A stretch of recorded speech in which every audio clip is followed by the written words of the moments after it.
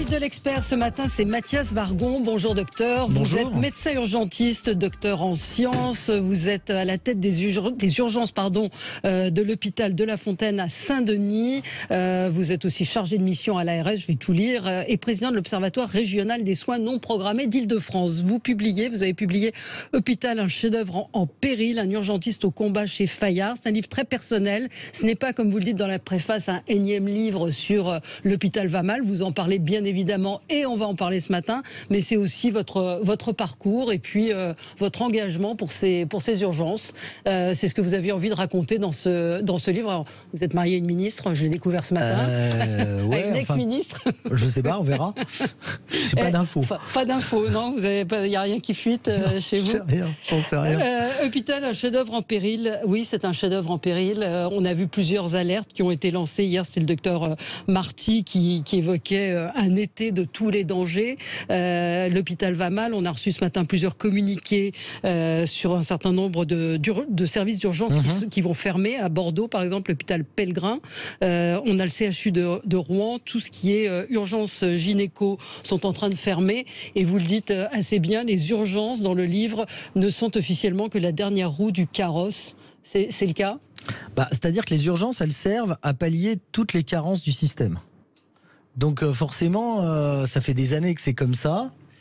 Et tout le système s'effondre. Et donc les urgences qui portaient tout le système, post-Covid, elles s'effondrent aussi. Ouais. Avec du personnel qui part en fait. Ouais. Jusqu'à maintenant, le personnel restait. Et je ne sais pas si c'est le Covid, mais ça date d'avant, puisqu'il y avait déjà le collectif Interurgence. En fait, tout le monde s'en va. Ouais. Et comme tout le monde s'en va, on n'a plus les moyens d'accueillir d'ailleurs des gens dont on n'avait pas vocation à accueillir. Tout ce qui est social, on n'avait pas vocation à l'accueillir. Ouais. Tout ce qui est médecine ambulatoire qui peut être vu en ville, on n'avait pas vocation à l'accueillir. Tout ce qui est faire le travail des services hospitaliers, on n'avait pas vocation à l'accueillir. Et d'année en année, on a accueilli de plus en plus de monde, des patients qui passent par les urgences alors qu'ils devraient être hospitalisés. On fait le travail des services en attendant qu'ils hospitalisent.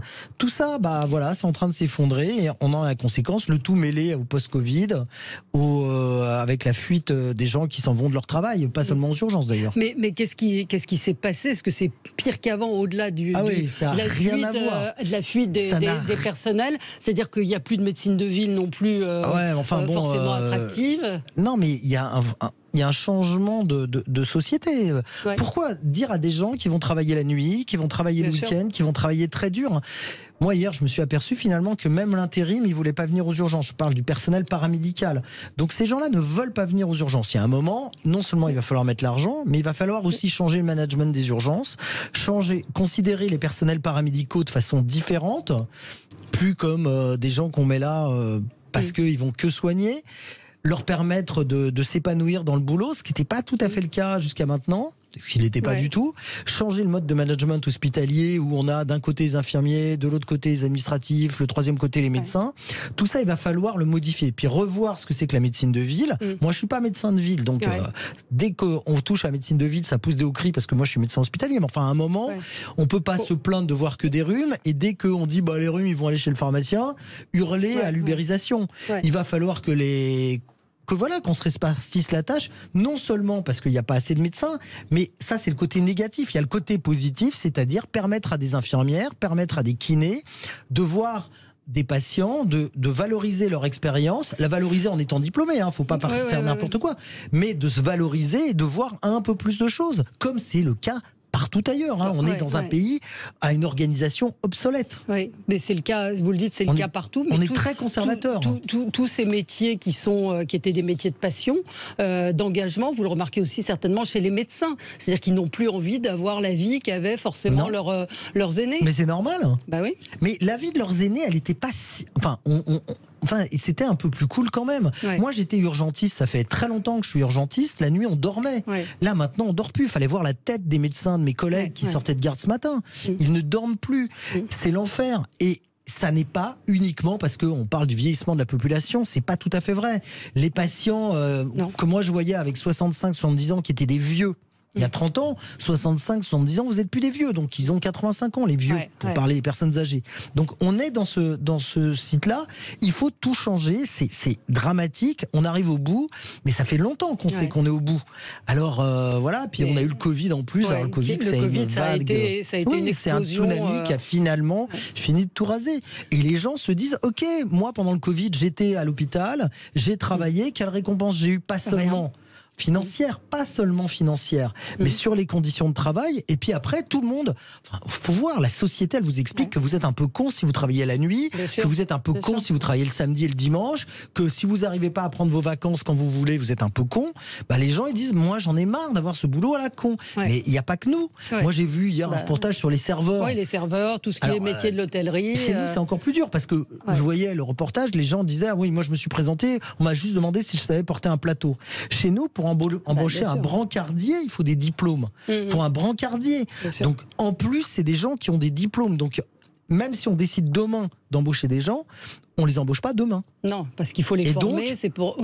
Et la situation, elle est, moi, j'ai jamais vu ça. Des services d'urgence qui ferment au printemps, ce qui est le cas depuis quelques mois.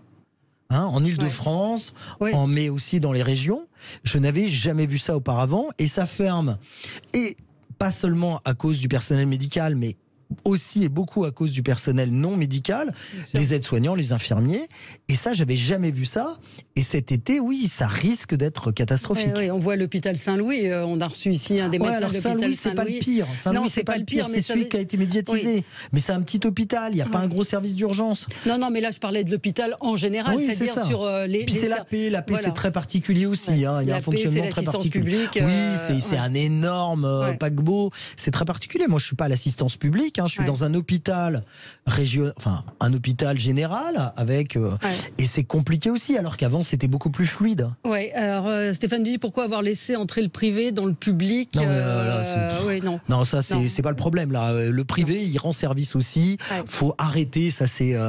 Il y a du privé qui marche bien avec du public. Il y a du privé qui marche moins bien avec le public. Moi, je suis dans un hôpital public et le privé a aussi des problèmes comme ça. Donc c'est le même type de... On peut en discuter du privé et du public, mais là, je crois qu'on est au-delà de ça. Vous dites que le Covid, c'est un des chapitres de votre livre, était un révélateur des inégalités face à la maladie. Et encore une fois, les urgences, c'est vraiment le poste d'observation de la société. C'est-à-dire que vous voyez exactement ce qui se passe. Pourquoi le Covid a accentué ces inégalités? On est un peu comme les flics. Mais le révélateur des inégalités de la société, d'abord, on a vu qui travaillait pas.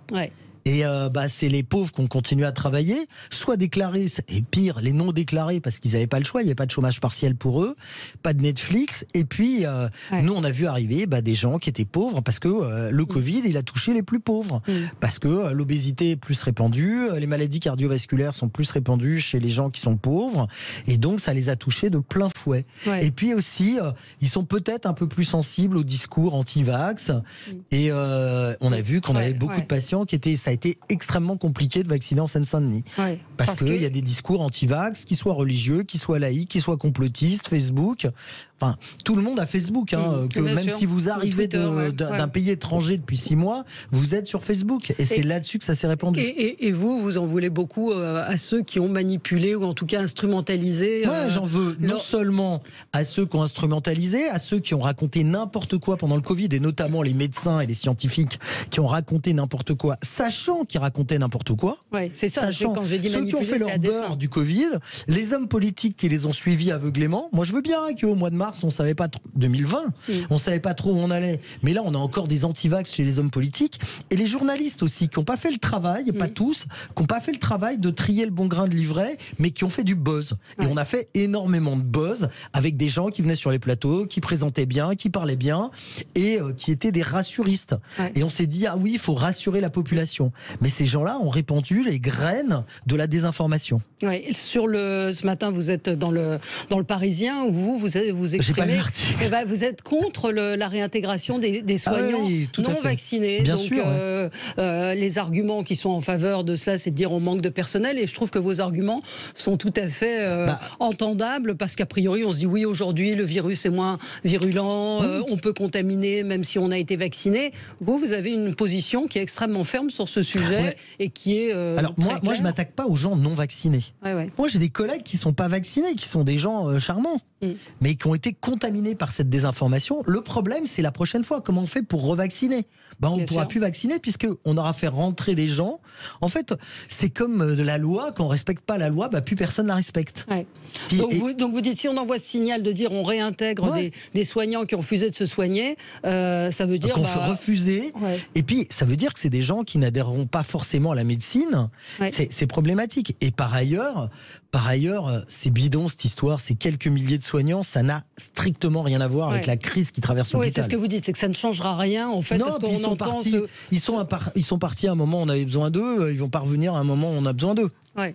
Donc vous dites, non mais l'argument est entendable, de dire le message qui est envoyé, c'est celui de dire vous n'êtes pas vacciné mais finalement vous pouvez revenir, vous êtes assez ferme. Je vous rappelle, on doit se vacciner à l'hôpital, je ne parle pas du Covid, mais on doit se vacciner contre l'hépatite par exemple. On a énormément de mal à vacciner les gens contre la grippe.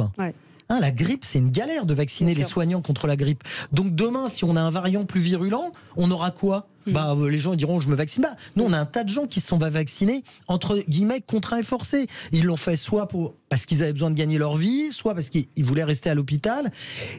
Ils ont fait, c'est ceux-là qui ont été courageux. C'est pas moi qui croyais dans le virus qui était courageux. Moi, je me suis fait vacciner, j'ai fait rire tout le monde. C'est les gens qui avaient du mal avec le vaccin. Ils y sont allés courageusement. Et là, d'un seul coup, on leur dit en fait, tu serais pas allé. Ok, t'aurais un peu galéré, mais t'aurais peut-être trouvé un petit job.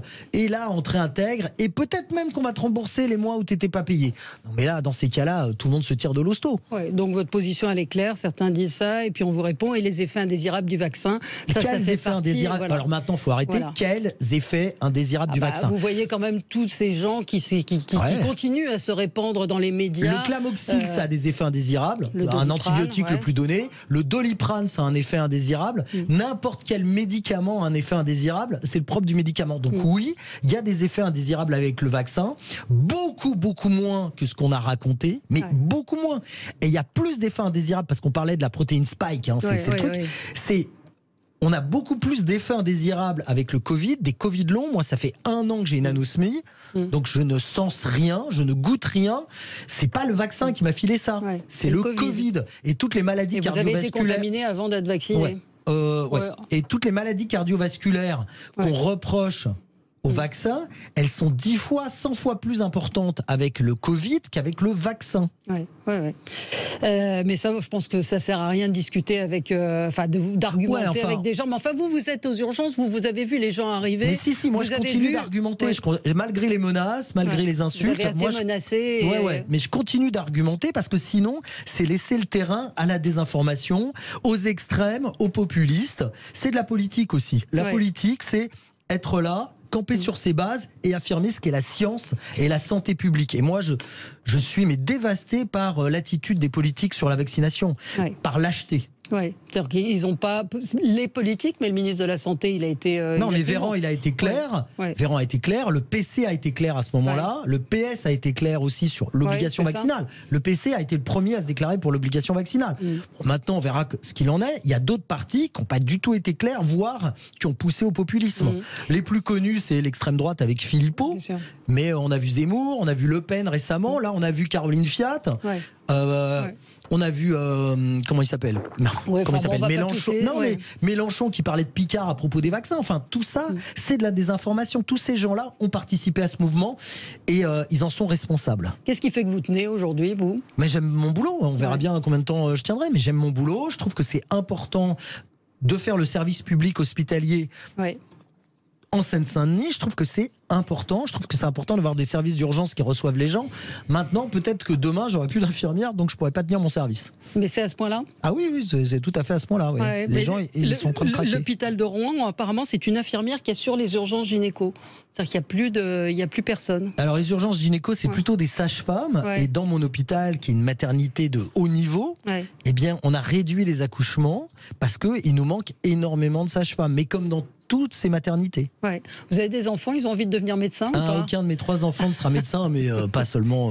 Oui. Peut-être que je les ai dégoûtés. C'est pas, faut pas compter sur ça. La médecine, c'est vachement bien. Oui. Ils ont décidé de faire autre chose. Ils sont pas obligés d'être médecins. Ouais, vous expliquez effectivement aussi que ça ne servira à rien, un énième plan hôpital, je vous cite, ou un énième plan urgence, si l'objectif ne consiste qu'à attribuer encore et toujours plus de moyens aux services publics hospitaliers, tout en réorganisant à la marge. On fait des plans, on empile les plans et structurellement. D'autant plus que là, les moyens. Alors les moyens, c'est pas qu'on les a, mais nous, notre problème, c'est pas d'avoir des postes ouverts. Ils sont ouverts. Il y a personne qui vient. Alors comment les faire venir, revaloriser ce que vous disiez, revaloriser le salaire, changer l'organisation, mais surtout changer la vision qu'on a des infirmiers. Moi je propose que les infirmiers, on les intègre comme les médecins, on leur fasse faire autre chose que juste torcher les patients et les piquer, qu'ils participent à la vie de l'hôpital, qu'ils fassent de la recherche comme dans d'autres pays. Il y a des professeurs de médecine qui sont infirmiers dans d'autres pays, qu'ils fassent du mentorat mais pas obligatoire comme on le fait maintenant, qu'ils puissent travailler autre chose et pas être en permanence à visser des boulons, c'est-à-dire perfuser, torcher, enfin ce genre de choses. Qui est une revalorisation. Infirmières, aides-soignants, brancardiers même. Quelques réactions, pro-Macron, donc pro-vaccin, voilà. Ça, non mais Macron, il n'était pas clair. Oui, mais je suis pro-vaccin comme le PC, comme le PC. Donc voilà. Est-ce que vous avez vacciné vos enfants ? Ils sont vaccinés, mes enfants, bien sûr.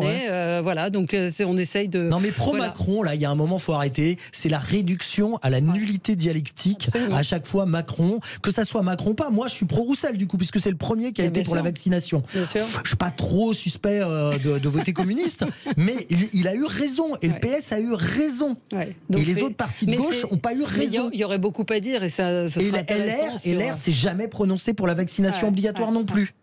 Et Véran, oui. Le reste du gouvernement, moins. Merci Mathias Vargon d'être venu avec vous. Hôpital, un chef-d'œuvre en péril, un urgentiste au combat. C'est passionnant à lire parce que c'est encore une fois votre parcours, votre engagement, ce que vous voyez depuis votre service, l'histoire de votre famille. Hôpital, un chef-d'œuvre en péril, c'est paru aux éditions Fayard. Bon courage à vous pour la suite. Merci.